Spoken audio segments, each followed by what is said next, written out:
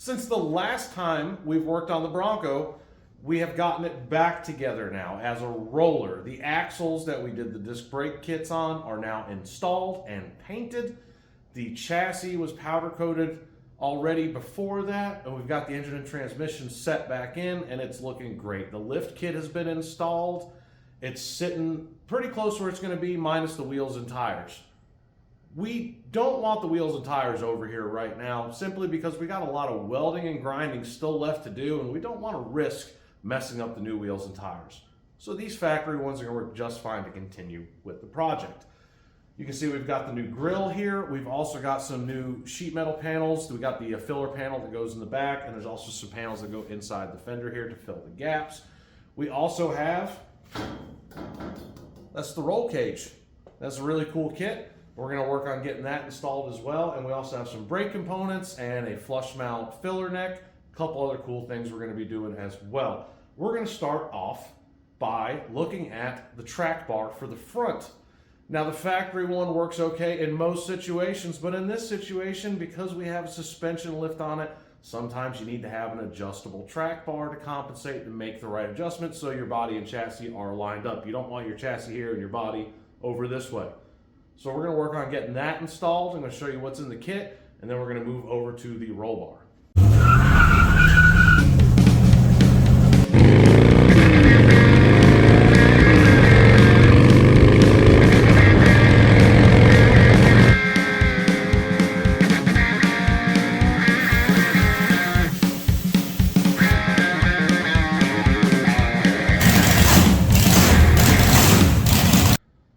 So we have quite a few things on the steering we're going to be doing. One thing here is a steering stabilizer with the mounting brackets. These were all from James Duff. There's all the different instructions. You got your hardware kits. We're going to be doing a Heim steering setup and the adjustable track bar. Here's our steering bar. And we're going to go ahead and start with assembling the bars and getting those ready. And then we're going to move on to getting them mounted actually under the truck. This is part of the dual support steering system. Again, this is pretty beefy wall on the end here. We've got nice support bracket, we've got our instructions and hardware. We're just gonna follow the picture and we're gonna go ahead and start setting this together. Again, we're not tightening anything up. We are simply just getting everything fit, and then we'll go back and snug it up later. They do supply you with a little bit of Loctite as required in the instructions. Just keep that in mind as you're going. With the long side, again, installed into the tube, same rules as the last piece. You want to make sure you have a couple inches in there. You guys can sit here and just watch me putting this together. I'm sure this is loads of fun. Now, before we install the track bar, we had to put this riser bracket on there. We didn't exactly follow the instructions because it doesn't work. So a lot of guys take these sway bar mounts off, but we're leaving them on for right now. So we did have to notch it out just a little bit right there. We cleaned off the paint so we can weld it on solid. We cut off this factory bolt and left a little stub sticking out so we can actually weld it in instead of trying to run a new bolt through there. And then we'll get this all welded up, get our bar installed. As it goes up and down, the body actually moves side to side.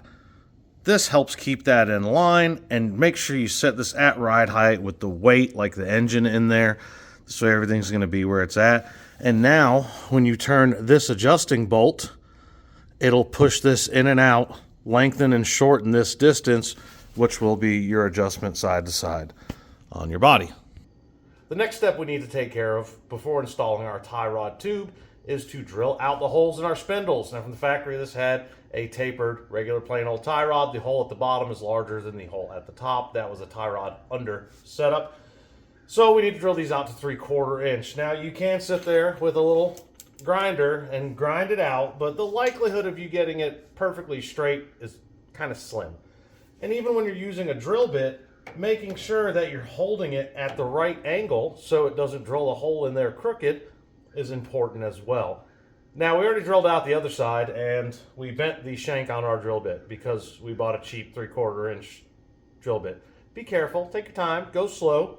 So we're going to use a combination of these two tools. I'm actually going to take the rotary file and open up the hole a little bit at the top to make it closer to the bottom hole, and then we're going to finish it off with the drill bit nice and straight.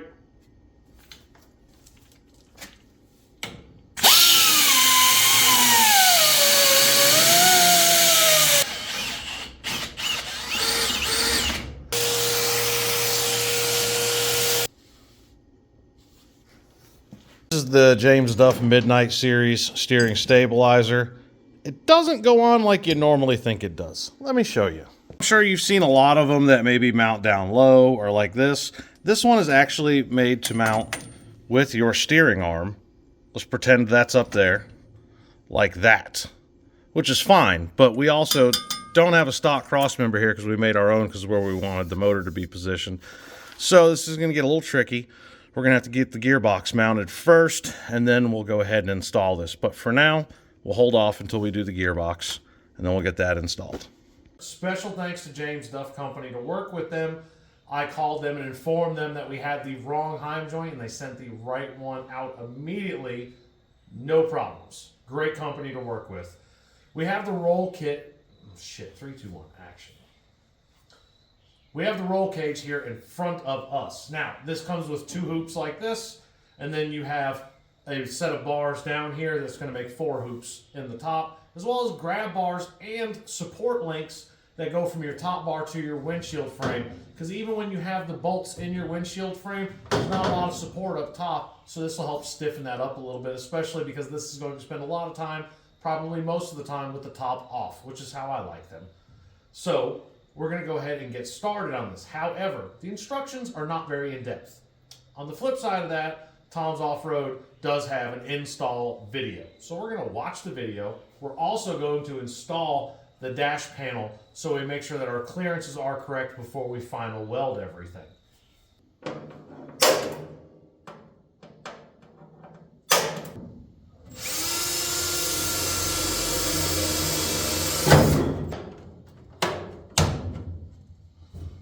We're getting ready to install these back bars. We need to go ahead and find center on these bars. This is going to help us a lot in the future, but you got these curves. So you can either try to pull a tape measure from the inside and then try to measure up and make sure it's square, or take 2 pieces of flat steel, clamp them to the bar on both sides, measure from inside to inside, and you come up with 54.5, and then you can find your center point at 27.25. There's our center right there. So when we go to put our next bar in there, we know where center is. We can line it up, make sure it looks nice. And again, as another reminder, treat this like Walmart furniture. Don't weld it all solid. Just tack everything in place for right now. We're going to tack it, just 1 or 2 tacks on each pipe, and then we're going to double check and measure everything 5 times. And take pictures and look at it from different perspectives. And then we're going to say, okay, it's good. And then we're going to weld it up solid. Well, there we go. We kind of have a cage. Not too bad. There's a lot of clamping in place. One thing about this is, the floor is really not level here. It drops down. So you got to space that up. I also had to notch this one because this side has this extra panel in here. That side does not. So we actually might take this out because I don't think we need this anymore. We'll see. I know you got to have clearance for the filler neck and stuff, so we'll see about that. But we got it pretty much set up, kind of tacked in place. And the way it's designed is, these bolt in separate, and then you drop the cage in and bolt these in. You've got a spreader bar across there. There is another bar that's going to go from here to the other side, and then 2 support bars that go forward. We just got to double check all of our measurements. Everything is just tacked. We're just trying to fit it and see how everything's going to work, and then we'll do our final welding. And there you go, 1,400 million hours later, it's finally on. This was a huge pain in the ass. No fault of the kit, but being that, the kit was already pre-cut and everything, that saved a lot of time. It was a lot easier. However, even in their instructional video, they don't go into all the fine details because you have to make it work for your application. So we had to. Nothing is perfectly square, even straight on the body, on the fat from the factory on these things. So you have to do some compensation. You measure it, everything measures out dead nuts perfect, and then you eyeball it, and it's, Leaning Tower of Pisa thing going on there. But we got it straight, we got it in. We still got to put the grab handles in right here in the corner and the dash grab bar on the passenger side. We'll do that later. We're going to make sure the dash fits. We're going to make sure the top will fit and clear everything before we final weld everything. And then we'll take it back out. And then we got a lot of metal work to do. And bam, look at that. The last time joint finally came in. It only took a couple days. Came nice and quick. We just got to get the steering stabilizer on there, and this will be pretty much done. One thing we did have to do, I thought I should mention, is remember, this one has this extra panel here. Guess what was right in the way? So in order to get our gap correct between the body and the bar on each side, right there, we had to cut out, you see that hole right there? Yeah, we had to cut that out. So we're going to have to cut all of that out and make a panel so it matches that side. And everything will be good again. I made a mess. That's going to wrap up this video. It's just a quick update on some of the things we've been doing around here. Like you saw, we got the roll cage pretty much fit and tacked into place. We've got the front steering set up in place with the gearbox. And in the next video, we're probably going to go over the steering shaft, the steering column, and then we are going to talk about the brakes. We're doing something a little bit different than what you might expect on the brakes. This is not something that people haven't done. People do it all the time. They sell kits for it. We're going to be doing a Hydro Boost brake setup. Now, our customer had already got the kit and has everything ready to go, and he's got a new master cylinder, Willwood, that we're going to put on there. So we'll get that fit into place. We'll get the steering column mounted, the steering shaft hooked up, and then we'll talk about the brakes and the plumbing and how all that stuff's going to go. If you have any questions about any of these products that I used today or anything that we did today, please feel free to drop a comment below or hit us up at greasyboycustoms@gmail.com. Don't forget, that's customs with a K. And until next time, happy hot rodding.